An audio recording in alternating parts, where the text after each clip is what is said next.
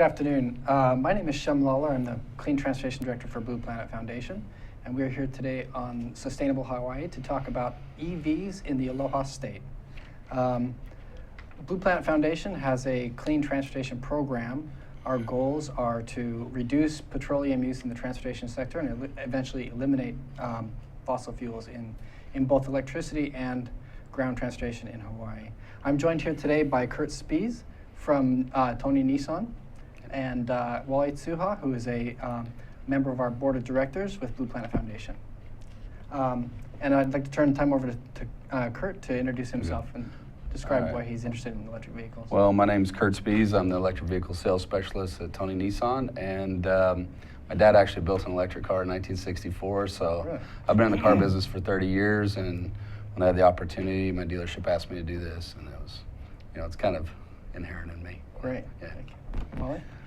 I'm Wally Tsuha, and I've been in the auto industry for about 45 years in Michigan and Detroit, and had an auto parts company there. We made electronic auto parts.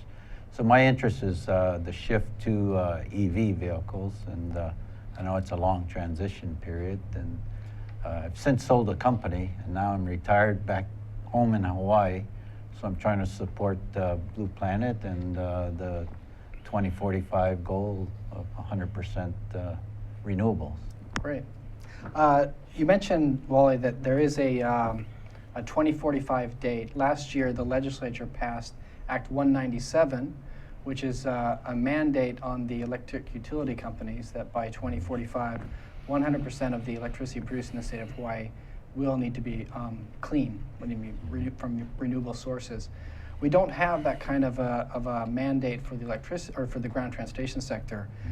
We will discuss a little bit later in the show that there is a piece of legislation at the legislature this year that would propose a similar type of target for the ground transportation sector, but we do not quite yet have one.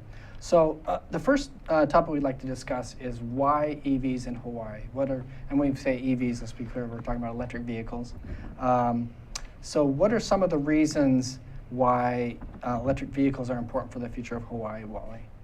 Well, Hawaii, the Hawaiian Islands is really a perfect pilot site because it's a controlled environment. You don't have to drive 1,000 miles. I mean, you could go anywhere in the island.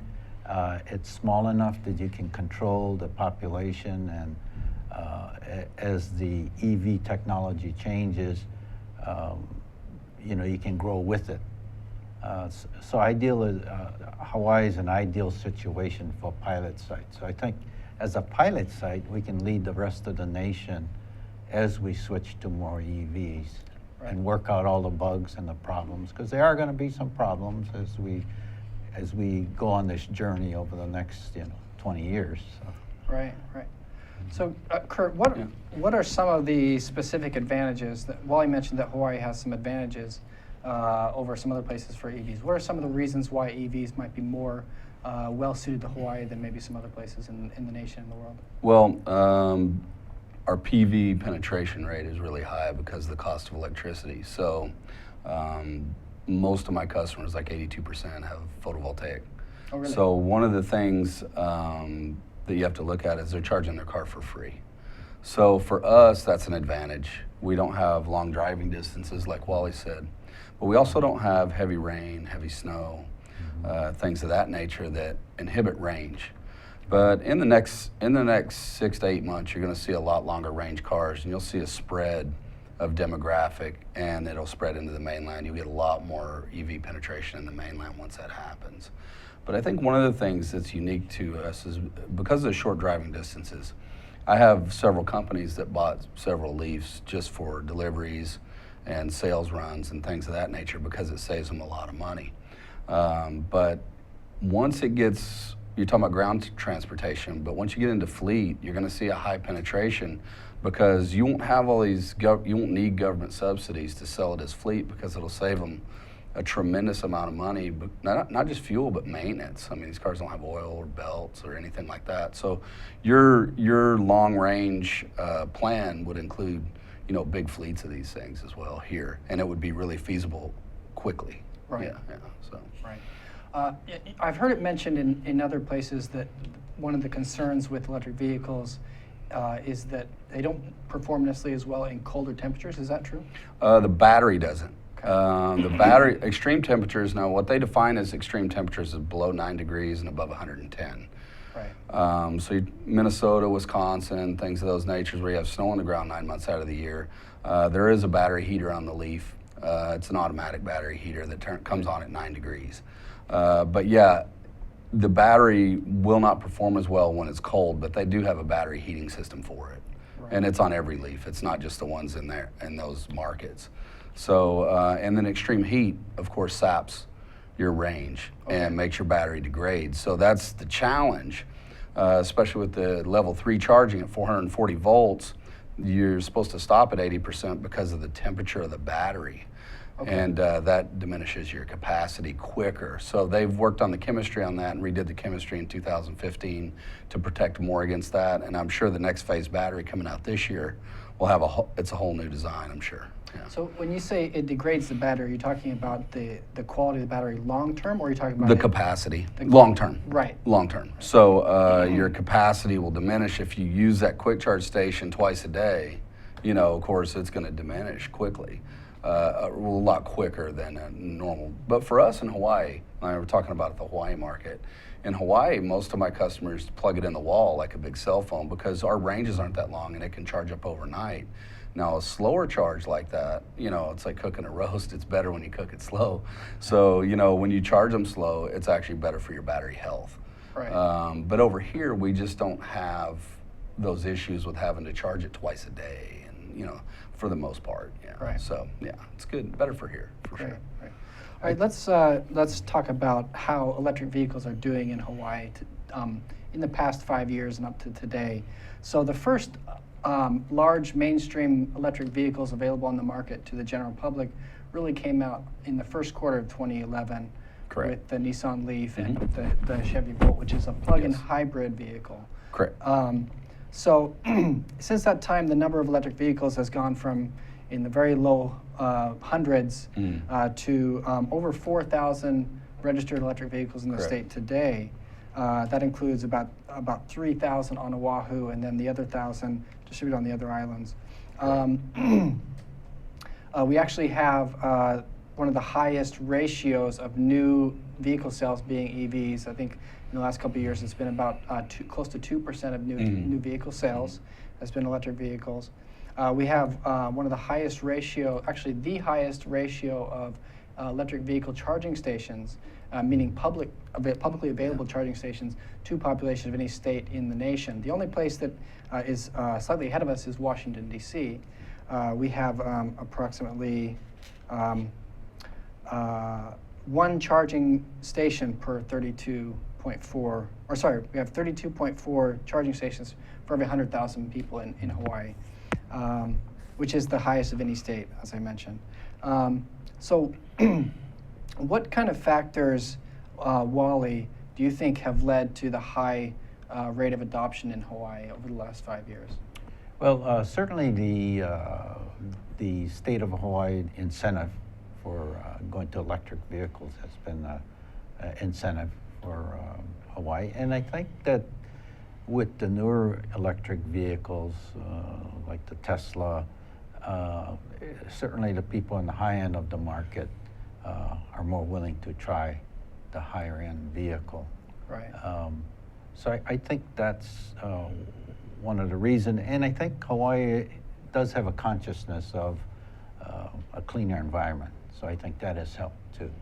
Right. I think that's definitely true, that there is a large percent of our population has somewhat of an inclination towards the environment. I think because of our natural beauty and our clean air, that there's a natural desire to want to preserve that. You mentioned that there's some incentives, some benefits. Kurt, could you talk about what kind of incentives the state or Sure. are available in the state of Hawaii to EV? One of the things, it's parking is the big one. I mean, yeah, the airport parking, the street parking. We don't have any monetary incentive, of course, like other states do. And you notice when the monetary incentive goes up, then the penetration goes up. So for a long time, Atlanta was the #1 market for the Nissan Leaf because they had a $5,000 state credit. Right. Well, for us, we were always up there, but with that, we haven't had a state incentive since early 2012. Right. So the parking, the metered parking is free. Municipal buildings, HOV lane. Those are all parking. University of Hawaii, it's big adoption. University of Hawaii. So those things contribute to that. Airline pilots have them because they don't get to park for free, and if they're a day pilot, that's a big reason they do it, because it pays for most of their car payment. Which brings me to the fact that these people, it's not their motivations. Their secondary motivations are generally the environment. They're pragmatic people, so they really want to be able to make this an economical situation as well. That's favorable to them, cost has, their overall cost of ownership has a lot to do with it as well, and that brings a PV back into it, so, overall when you use PV and an electric car together here, it saves you a significant amount of money, so, right. Yeah. What kind of, in terms of, let's say I own a home with PV and I purchase an electric vehicle, what kind of costs would I expect to have for driving the EV, paying for that electricity versus purchasing gasoline? Well, gasoline's gone down, so but that really hasn't been a thing, because people realize that fuel prices are manipulated by governments and markets and stuff like that. Well, when they take that control out of the government's hands, and if gas goes to $5 a gallon again, then they're not affected. So they understand that, so it really doesn't, the sales price of gas really hasn't affected the sales. But I would say probably your cost savings would be something like, say for instance, you spend $200 a month on gas, or $150, let's say. Okay. It was, when the Leaf came out, it was like $300 was the average. Right. So say it's $150 now. So you take the $150 and then you combine it with your electric savings. Then on an average home, it could save you probably about $450, to $500. Living at the beach could be $600 with an EV. Right. So those things contribute very well. And of course, your demographic of the car. It's not necessarily people that need to save money. However, they are very conscious of what it is. So I would say versus a gas car, you're going in reverse. So if you have a car payment on a gas car and a car payment on an electric car, the gas savings eats into your payment and Right. reduces it. You have an extra payment when you get a gas car, so it goes in reverse. Right. So the savings can be significant. I would say on average maybe $300 a month, just Right. because of that swing. Definitely depending on how often you drive and Sure. how many Yeah. miles, right? Yeah. Thank you for that, Kurt. We're going to take a short break. When we come back, we're going to talk about some of the barriers to electric vehicles in Hawaii, the future potential of them, and some piece of legislation that will affect AVs in the future. Thank you. Aloha! Hello, my name is Patrick Bratton. I'm host at Global Connections here at ThinkTech Hawaii. We broadcast live every Thursday at 1 p.m. We bring Hawaii to the world and the world to Hawaii, talking about international events and various things of interest to the audience. Please join me. I look forward to talking with you and having you get to meet some of my guests. Aloha. Aloha, my name is Kirsten Baumgart Turner, and I'm the host of Sustainable Hawaii at thinktechhawaii.com. We air live on the internet and also on Oceanic Channel 16. I'd invite you to come for a fresh new show every Tuesday from 12 to 1 o'clock.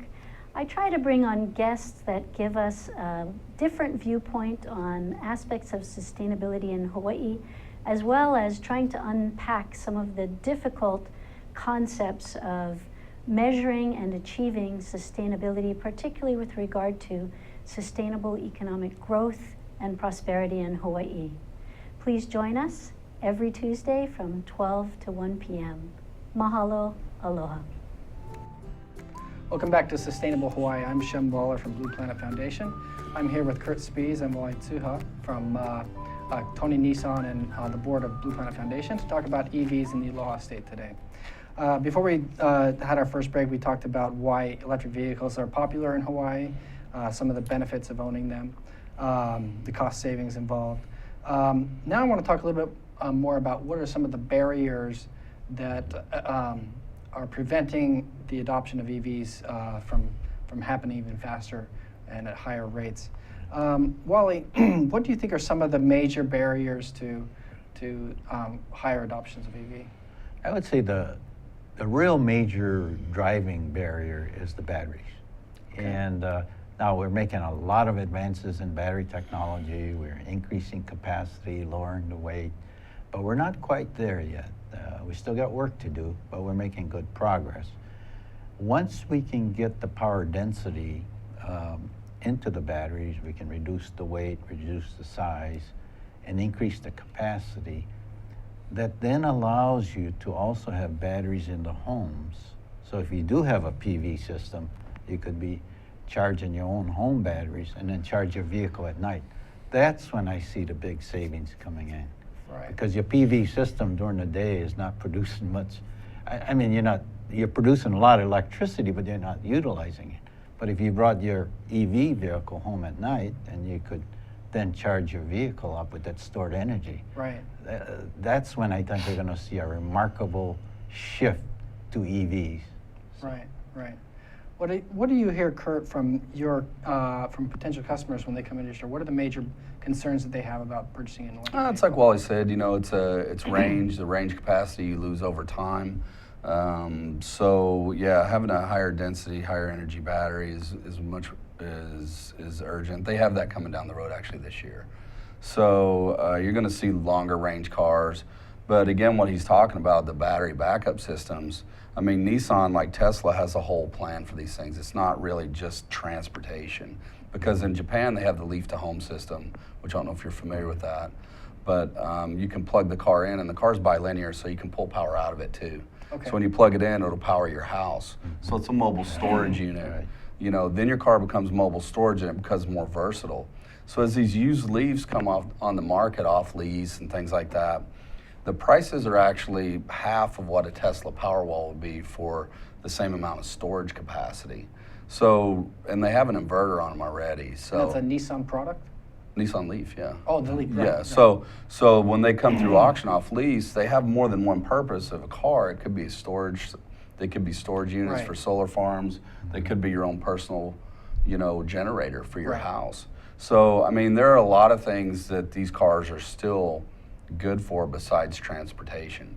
And I think when you see that come down the road and the higher energy batteries, of course, they're going to adopt these cars really well because, that's what people clamor for. And you need a wider range of models. Right. We have one model, one place. Most of I would imagine a big chunk of the EVs in the state are Leafs, 100% EVs. So when you get a longer, wider range of models, then you open up your demographic, you open up your options for your customers, then that's what's going to happen. Nissan's got plans to have 5 different model lines in the next few years. Okay. So it'll be a rogue size small SUV, it'd probably be next. And today there's just the Nissan Leaf? There's a Leaf, and then they build the NV200E, or ENV200, in Spain and Japan, and those are delivery vehicles, all electric, based on their vans. Okay. And they're built on small vans, and they're built on the Leaf chassis and battery and everything like that. I see. So, and UPS, Coca-Cola, they're all testing these. They're testing a lot of alternative energy vehicles, Right. but mainly battery electrics. Okay. Yeah. So, Wally, you had mentioned earlier that the energy density of the batteries is maybe the major barrier. What can you tell us about the difference in cost from a standard conventional internal combustion engine car versus an electric vehicle today with the batteries? Well, I think we're not quite at the tipping point, I call it, where it's really consumer-oriented, where the average person would want to buy it. But we're getting there. Some of the barriers that I see there is the initial premium for the cost of the vehicle. Right. I know Leaf's prices are coming down considerably, but it's not quite there yet. Then there's the issue of, I call it the customer convenience. You know, you have to plug it in, you know, your range, not enough charging station. If you live in an apartment, 300 units in the apartment, and you only got 10 stations, so you got a charging problem. But I think these will all be overcome with time. But when you look at you look at the cost, you look at the operational cost. Now, from an operational cost standpoint, the EVs are there today. You know, there's no oil change, as you mentioned, and maintenance, less moving parts. So from an operational standpoint, it's there. One of the other challenges I see, though, is if we take the 2045 period and we all switch over to EVs, now that's going to put additional stress on the power grid to try to accommodate everybody's EVs, especially the charging time in the evening when you're back home. So the battery storage, again, as we talked about, is going to be a major enabler for us to get there. Right. Because then you can charge your vehicle offline, you know, during, like we said, during the peak time from your PV system. Right. So Blue Planet Foundation did a survey last year on clean energy in general, and then we had a couple questions about electric vehicles. One of the questions we asked was about attitudes. What are the public in Hawaii's attitudes about electric vehicles? Our survey found that about 26% of Hawaii residents were thinking about buying an electric vehicle, but we're not sure when. About 18% had thought about it but decided not to, and another 25%, had not thought about it. Then when we asked them what were obstacles, the people that had decided not to buy an EV, what were the obstacles that really prevented them from doing that? By far the number one concern we heard was purchase price. 53% of respondents said the purchase price was the major concern. And that goes to the issue of the cost of the batteries that we talked about earlier. What can you tell me, Kurt, about the cost differential in vehicles, and what kind of incentives are there to help subsidize that cost? Well, I mean, the overall goal, of course, is to get the production costs down where you don't need subsidies, because you want to get your market, wean them off the government. I mean, you know, you need to get capitalists involved in this, and that's what Nissan's doing. And that also needs to carry over to infrastructure. That's another thing that you need capitalists to get involved in. These subsidies obviously don't work as far as infrastructure. It'll put a little bit in, you'll get money here and there, but these stations are very expensive to maintain. Right. So that infrastructure is probably a bigger problem because 60% of our people on Oahu are in a multi-unit dwelling. Right. So that's your challenge here. And I think Wally's right. Putting 10 stations in a 300-person building at a cost of $200,000 because you have to change the transformer in the building most of the time makes no sense. So as far as a car being too expensive, $31,000 is the price of an average car.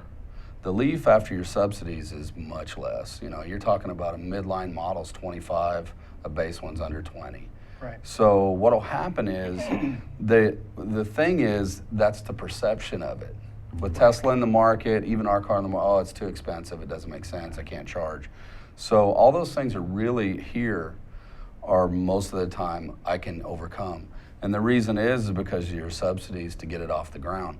So like if you take this is obviously due to lack of education of what your incentives are. Right. So the incentives are great and we're spending billions of dollars on it, but if they don't know the net cost of their vehicle, it's really hard to relay that. So I'll take, for example, MSRP on a midline model with the bigger battery that has it's got 107 EPA range in Hawaii. It begins off at about 120 because we have ideal conditions, but you're looking at $35,000.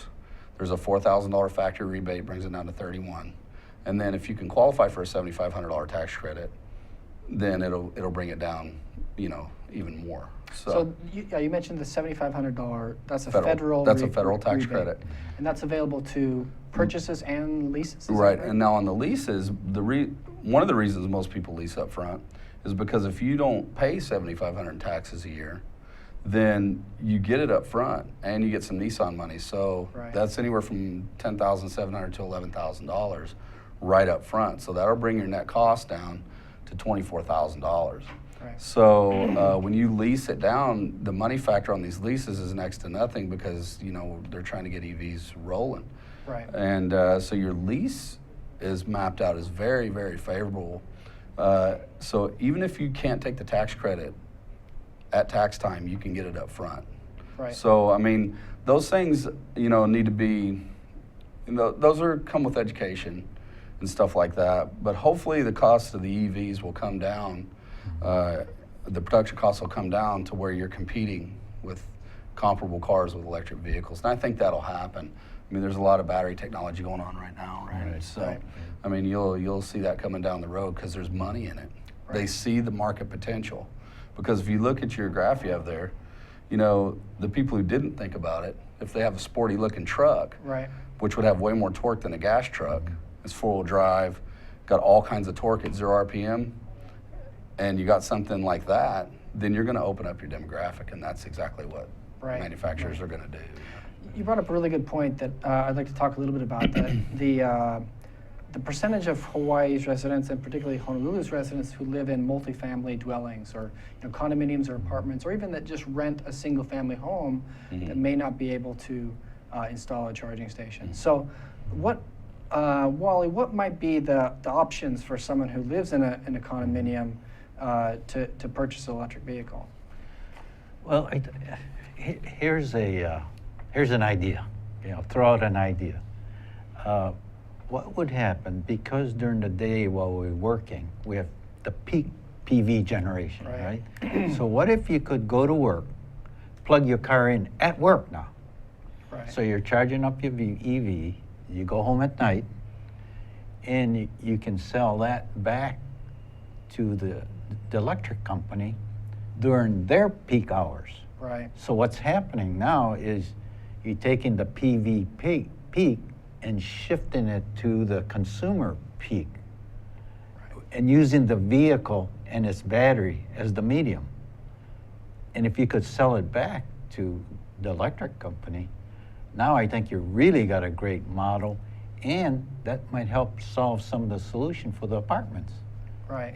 So at the employees, they might be able to put multi-stations in there. So that's an idea. It's a crazy idea, but No, I think you're exactly right. And we've actually worked with a professor at the University of Hawaii, Okay. Professor Matthias Fripp, and he's done a lot of modeling on our electricity sector.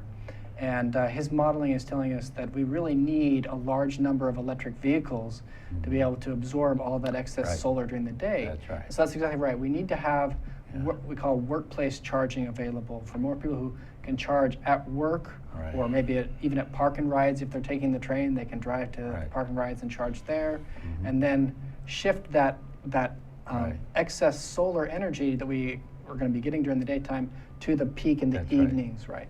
So when we come back, we're going to talk about the future of electric vehicles in Hawaii and some of the market trends that we're seeing that will maybe accelerate the uptake of EVs in Hawaii. Thank you.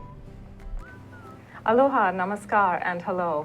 My name is Anu Hittel, and I host the show called Climate Change Beyond Outrage. We go beyond outrage to find solutions to climate problems facing people, nations, and the world. I hope you will join me here every Tuesday at 1 o'clock. We broadcast live from thinktechhawaii.com. Aloha and bye-bye. Aloha, my name is Carl Campagna. I'm the host of Think Tech Hawaii's Education Movers, Shakers, and Reformers. You can see our show every Wednesday at noon at 12 p.m. on thinktechhawaii.com, as well as visiting YouTube and finding the link for the show there. The show is also aired on OC16. We look forward to seeing you on the show. We have many wonderful guests, including Joan Husted, Corey Rosenlee, where we talk about the very important issues of education for our keiki. We look forward to seeing you there. Mahalo. Aloha! How you doing? It's me, Angus McTech, wishing you to welcome and join us to see us on Hibachi Talk on Think Tech Hawaii.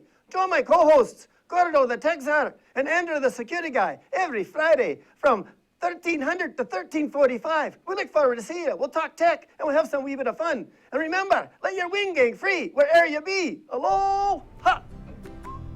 Welcome back to Sustainable Hawaii. I'm Shem Lawlor with Blue Planet Foundation. I'm here with Speas and Wally Tsuha, talking about electric vehicles in the Aloha state. So when we left, we were talking about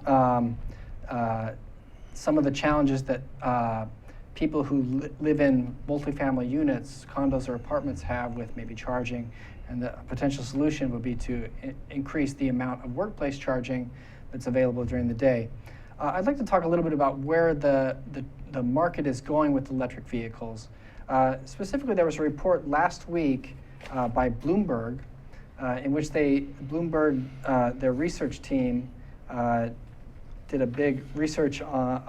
quite a bit of research on the trends in battery price costs and electric vehicle technologies. So one thing they predicted is that by 2022, unsubsidized electric vehicles will be competitive, basically the same price as conventional vehicles.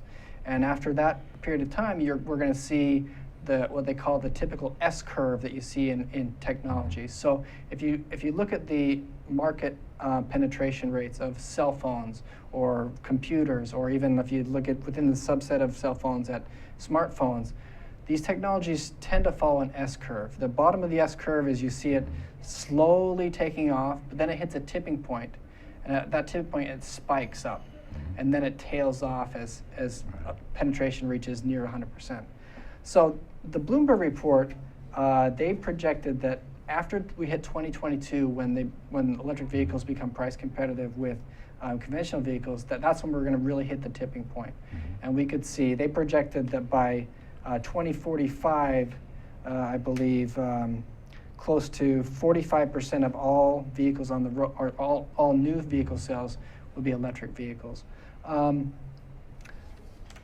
It also mentions that there's an increasing number of models available. So right now, if you drive around Honolulu, you'll see a lot of Nissan Leafs. You'll see quite a few Tesla Model S's, and there's a handful of other models. Kurt, you want to talk about what's from the manufacturers and the auto dealers or auto manufacturers' perspective, what is the trend towards electric vehicles? Well, you've got Toyota and Honda that are focusing on hydrogen. Right. So they're not even attempting battery electric, 100% electric vehicles.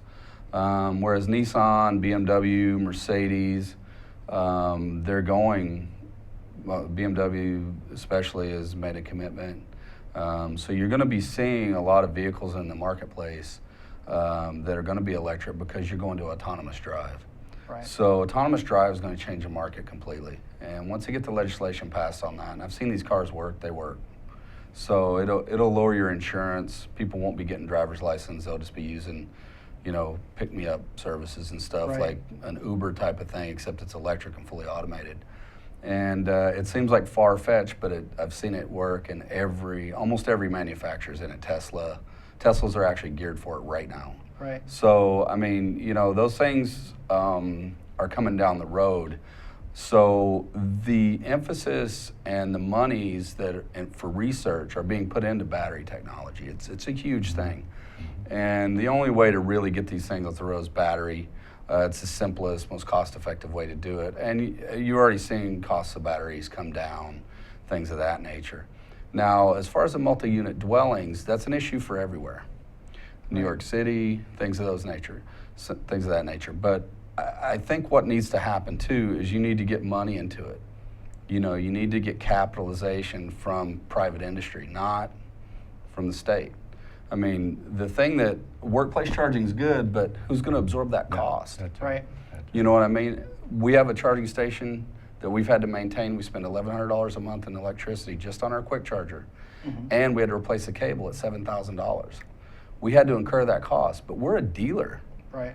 If you're 7-Eleven, you ain't gonna do it. You'll just shut it down. Right. So that'll be a smart corporate decision. But what you need to do is you need to create a business model like 7-Eleven or somebody has, whereas you have a profit center like your store, because 7-Eleven doesn't make money on gas. Right. It's too competitive. So what they do is they make money on their store, and then they have the gas there. It brings people in. They might make a cent or two on gas. Well, the only subsidy you need are from utility companies. To hold those down, maintain them, you have a service contract with them because they have a vested interest in selling electric vehicles. They sell electricity.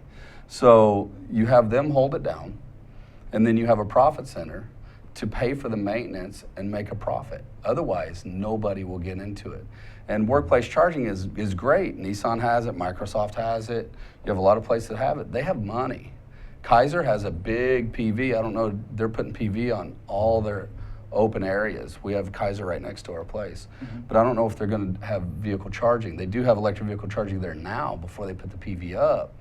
But are they going to use that for electric vehicle charging? Probably not. It's probably going to offset their costs for energy. It's a business. Right. You know, and as a business, I understand that. You know, it's not their job to burden your cost. You know, so if you have something out there, and the people I talk to, well, my customers, they tell me they don't mind paying for charging, you know. So it's just a matter of putting up a business model that works. And we've had several failed business models. We've had things put out, we put money into charging stations and they go abandoned. You know, things of that nature, it's hit and miss. When you have government money into things, it doesn't work. You know, the government doesn't know anything about the electric vehicle, but hardly anybody did at the time. Yeah. You know, so, Right. but to me, if you have an influx of private industry into that, it's like truck stops or anything Right. else. You know, they make money on the stuff inside, movies, all that stuff. So, you know, I think if it goes that way, and then you have, and then you can wean yourself off the government subsidies, and the fleets take over, and then you have autonomous drive, I think most cars are going to be electric. Right. You That's know. Actually, I wasn't planning to talk about this, but you, I'm sorry, I you didn't mean to brought up ramble the, on. no, you brought up the autonomous vehicles, which is, Yes. I think, a really important trend. I personally think it's going to be the largest transformation in the transportation sector that Yeah. we've seen in really a century. Of course. Yeah. There is a potential if you have a small fleet of, like you said, the electric driverless Uber type of service, that you can service the transportation needs of a lot larger number of people Yes. with fewer cars. Right. And so that can maybe reduce the need for, not only reduce the need for the number of chargers that you need, but also make it more efficient. If you're one company and you have a fleet of Right. 1,000 Right. driverless cars, you can manage the load and know when to schedule recharging and those kind of things. That's a really interesting topic. It'll be interesting to watch it as it unfolds. The other thing, Shem, Right. if I can jump in, the nice thing about fleets is all the vehicles all come back. So if Right. it all come back to a central location, then the charging system, the transformers, centralized, the yeah. infrastructure is a lot easier to manage Of course. and to make it more economical than if it was all spread Yeah. out. So, Right, that's exactly right. yeah. So I'd like to shift gears a little bit and talk about some of the bills that are at the legislature this year. The first one I'd like to talk about is HB 2085. It was a bill the Blue Planet Foundation sponsored. The bill sets a target for reducing the total amount of gasoline and diesel consumed in the state for ground transportation it sets a target of less than 1 million gallons by 2045. And actually, the original version of the bill had 4 interim targets that would step down from, we use a little bit more than 500 million gallons per year today. So it'd be basically a 99.8% reduction. That bill passed through the House side of the legislature and is moving over to the Senate now. Wally, what do you think or how important are these kinds of high-level targets like the 100% RPS standard or like this proposed standard for the transportation sector? How important are those kind of targets? Well, I think setting a target is good, and that's what it is, a target. But I believe you would have to have the cooperation of industry, the consumer, the federal government, state government, all working together collectively, because if you just set unrealistic targets, nobody's going to get there if it's not economically feasible. Sure. And the consumer's not going to buy into it. And the one thing we can't do is we can't penalize the consumer just to meet the governmental standards. Right. That's a big issue. So that's when you try to force it on the consumer, and that's not going to fly. Right. So I think it has to be a win-win for everybody. Sure. And I think from our perspective, the goal isn't to force anything. The goal is really, you know, if you want to reach a destination, if you're trying to get somewhere, Yeah. you have, if you're using Google Maps, you have to give Google a destination and a That's right. time to be able to get directions. And I think we need to decide where we're going, and then we can kind of figure out what policies, what incentives, what kind of obstacles do we need to overcome to get those there. goals, right? Sure. The other legislation I'd like to bring up just briefly is it's HB 2221. It's actually a proposed law that would institute fines for parking structures that aren't complying with the current requirement to install electric vehicle charging stations in their lots. So the current law, which I think was put in place in 2011 and went into effect in 2012, is that if you have a parking structure with more than 100 publicly available spots, that you have to put at least one electric charging station in there.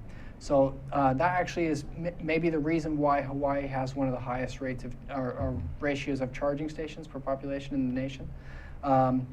But there's never been any compliance. And so, for example, in the building that we are housed in, there's actually on any given day 20 to 30 electric vehicles, but there's no charging stations right now. So the building's not complying, but there's no penalties for that. So that would this legislation would install fines that would be, it would accelerate, there'd be warnings, and with each subsequent 90-day or 100-day period of time, there would be an increase in fines. So, Kurt, I'd like to get your thoughts on this kind of a policy. Do you think it's effective to have fines, or do you think we need to move away from that?